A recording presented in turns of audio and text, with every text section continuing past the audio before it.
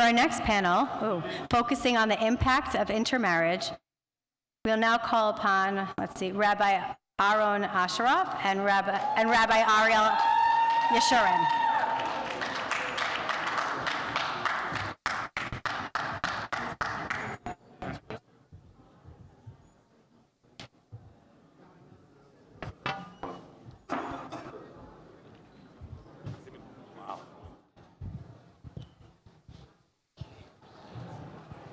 So as was mentioned in the beginning of the conference, there are tens of thousands of people in this room, but millions more who watch us. So I'd like to begin by stating the following. I revisited the data of the Pew Research from 2021 about intermarriage, and I noticed some nuance that is not often debated. The fact that every instance of intermarriage represents a single Jewish young person who decides to marry out. Every instance of in-marrying represents two Jewish young persons who decide to marry in. And if you look at it that way, the data is much more optimistic because the immunity to this phenomena that is very concerning to our people is forging Jewish identity.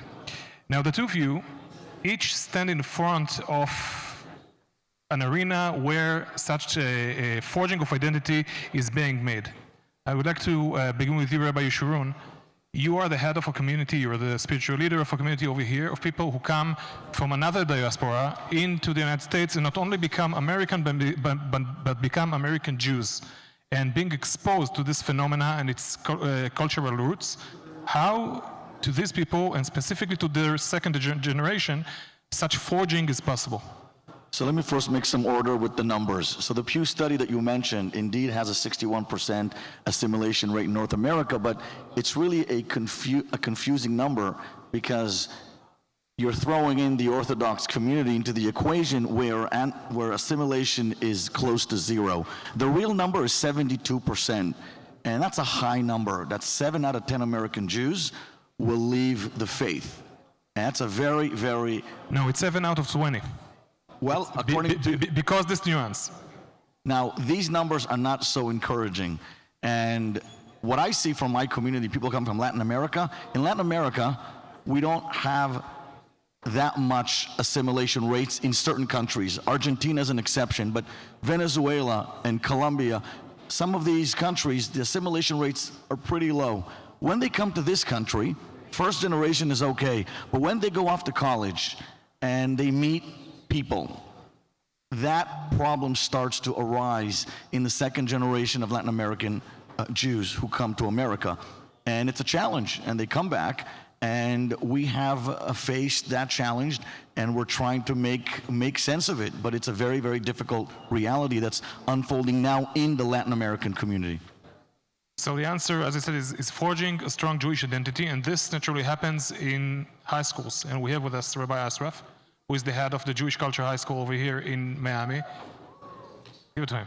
He deserves it, yeah. It's not easy speaking to a sellout crowd. Yeah.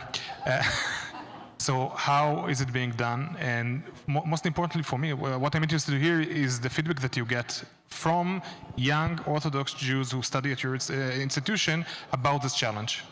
So I've been in education now for almost 20 years. So this problem is not a modern day problem. It goes back a while.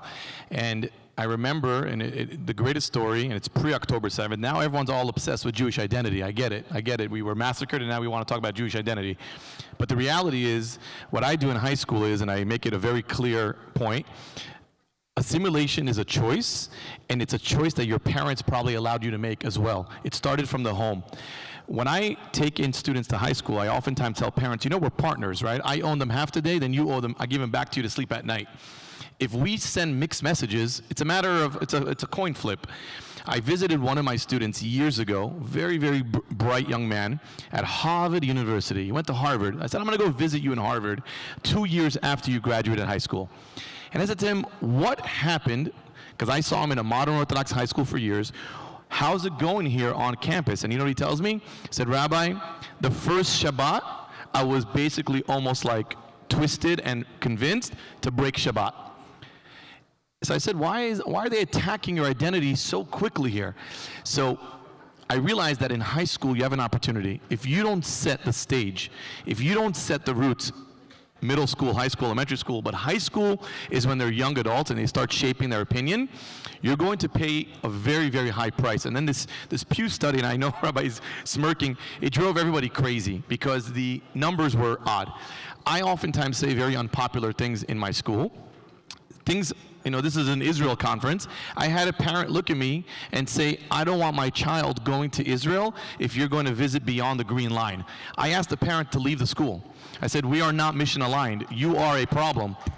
Now, that parent would also be the very parent that if a child brought home a non-Jewish partner, would be, oh, that's so sweet, let's make something of it. That's not a good response. And this is where, it's the beginning of the end, so to speak.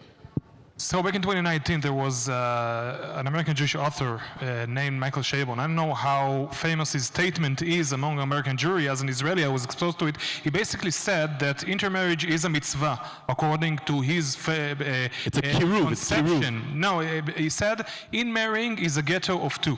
This is what he said. And basically implemented neo-Marxist progressive ideas into the concept of intermarrying in Judaism. It became a mitzvah, and this statement of his did backlash, even among Reform Judaism, for instance.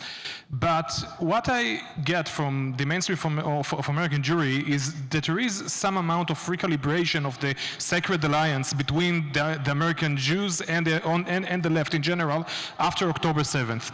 Do you see or get any kind of recalibration in the issue of interfaith marriage, of inclusion, that is basically the ideological engine behind interfaith marriage in non-Orthodox communities in your surroundings?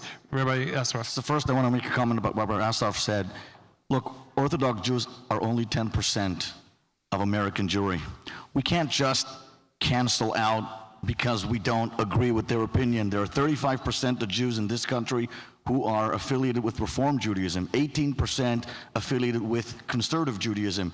If we want to grow as a people, we have to reach across the aisle. We can't just say, well, we don't agree, we have the different ideology, and therefore you're not part of this program.